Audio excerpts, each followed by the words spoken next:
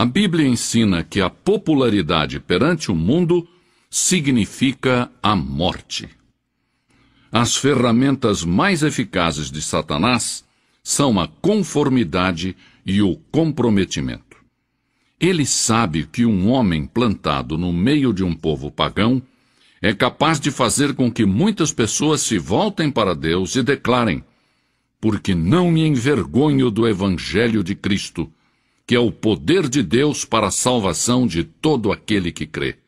Romanos 1,16. As palavras do apóstolo Paulo, já não vivo de acordo com as regras deste mundo, pesam e significam muito para nós hoje em dia. Como espada afiada, estas palavras cortam, expondo o nosso modo de viver. Não são palavras amáveis, são ordens com tom de batalha. Separam os débeis dos fortes. Mas são palavras que inspiram e necessitamos escutá-las ainda hoje. Primeiro, não moldemos nossas mentes segundo este mundo, de acordo com a sua propaganda, a sua conversação, a sua filosofia. O mundo executa uma gigantesca tarefa de lavagem cerebral. Às vezes consciente, às vezes inconscientemente, o cristão vive assediado por publicidade secular e mundana. Anúncios que proclamam que o homem elegante prefere tal marca de uísque, dando a entender que os que não bebem uísque não são pessoas de bom gosto. Muitos espetáculos, inclusive no domingo, são dirigidos a quem tem sede de violência, sexo e desrespeito à lei.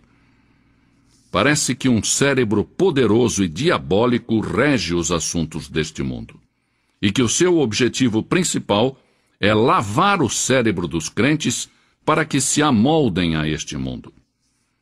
As coisas do mundo ameaçam contaminar a corrente de pensamento cristão. Satanás estará batalhando para distrair você cada hora de se dedicar a ler a Bíblia e a orar. Mas por cima desse estrondo, podemos escutar a voz das Escrituras, que nos diz: tende em vós aquele sentimento que houve também em Cristo Jesus. Filipenses 2,5. E não vos conformeis a este mundo, mas transformai-vos pela renovação da vossa mente, para que experimenteis qual seja a boa, agradável e perfeita vontade de Deus. Romanos 12:2. Nós, cristãos, não devemos nos amoldar às ansiedades do mundo. Há muitos cristãos que torcem as mãos dizendo: que desastre este mundo! A Bíblia nos diz que o mundo e seus desejos passarão, e que ele perecerá num cataclismo de julgamento. Nós, cristãos, devemos ser luz no meio das trevas. E a nossa vida deve mostrar tranquilidade, paz e gozo no meio da frustração, da confusão e da desesperança. Em segundo lugar, não devemos nos amoldar ao mundo no físico. Este nosso corpo está destinado a ser templo do Espírito Santo. Não devemos nos prostrar perante os templos de Baal. Devemos apresentá-lo completo a Deus, como sacrifício vivo. O nosso vestir, as nossas atitudes e os nossos atos devem ser todos para a honra e a glória de Cristo. O propósito de Deus para nós é que nos amoldemos à imagem do seu Filho. O mundo pode pressionar, tentando deformar-nos, mas Cristo nos disse: transformai-vos pela renovação da vossa mente, para que experimenteis qual seja a boa, agradável e perfeita vontade de Deus. Em terceiro lugar, não devemos nos moldar ao mundo no aspecto social. O mundo tenta nos absorver, metendo-nos em sua sociedade secular e moldando-nos à sua imagem mundana. Mas Cristo nos estimula a não nos ajustarmos a esses critérios. Disse sobre os que creem nele: eles não são do mundo, assim como eu não sou do mundo. João 17:16. Uma grande parte da nossa conversação é mundana e não espiritual. É fácil copiar os hábitos do mundo e passar as noites falando de política, de esportes, modelos de automóveis ou espetáculos da moda. Muitas vezes, esquecemos que acerca da santa conversação devemos edificar-nos uns aos outros e que devemos ocupar-nos das coisas celestiais e não exclusivamente das terrestres. É certo que Jesus comeu com publicanos e pecadores, mas ele não se deixou ser absorvido e moldado pelo grupo. Ao contrário, ele aproveitou cada oportunidade para apresentar a verdade espiritual e levar as almas da morte para a vida. Os nossos contatos sociais devem ser não apenas agradáveis, mas também úteis, como oportunidades para compartilhar a nossa fé com aqueles que ainda não conhecem a Cristo de perto. Em quarto e último lugar, não devemos nos moldar ao mundo quanto ao aspecto espiritual.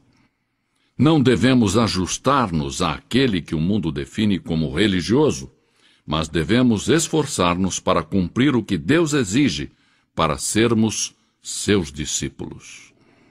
Nos tempos de Isaías, nenhuma nação era tão religiosa quanto Israel. O templo, estava sempre cheio. O sangue dos sacrifícios fluía no altar.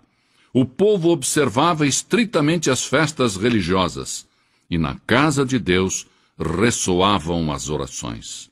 Mas o culto de Israel carecia de profundidade, de devoção genuína. A nação estava deteriorando a moral, apesar de que as multidões enchiam o templo. Pela boca de Isaías, Deus então disse: Não continueis a trazer ofertas vãs.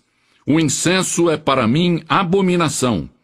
As luas novas, os sábados e as convocações de assembleias, não posso suportar a iniquidade e o ajuntamento solene. Isaías 1:13. Logo, Isaías indicou ao povo como voltar a obter o favor de Deus. A este povo, que era membro da igreja, a este povo que tinha sido educado de acordo com as formalidades das suas leis religiosas, mas que não vivia corretamente durante a semana. Isaías os advertiu acerca do castigo divino. Logo, disse-lhes como se purificar do seu pecado. Isaías disse: Lavai-vos, purificai-vos, tirai de diante dos meus olhos a maldade dos vossos atos. Cessai de fazer o mal. Vinde, pois, e arrazoemos, diz o Senhor. Ainda que os vossos pecados são como a escarlata, eles se tornarão brancos como a neve. Ainda que são vermelhos como o carmesim, tornar-se-ão como a lã branca. Isaías 1:16-18. Há milhares de pessoas que não se entregam a Jesus Cristo porque se moldaram ao mundo. Temem ser chamados de fanáticos ou de puritanos. Mas o cristão verdadeiro não é conformista. Assim, apelo aos cristãos de todas as partes que se tornem seguidores fiéis de Jesus Cristo, que não se amoldem ao mundo, mas antes, dia após dia, se transformem na própria imagem da pessoa de Jesus Cristo.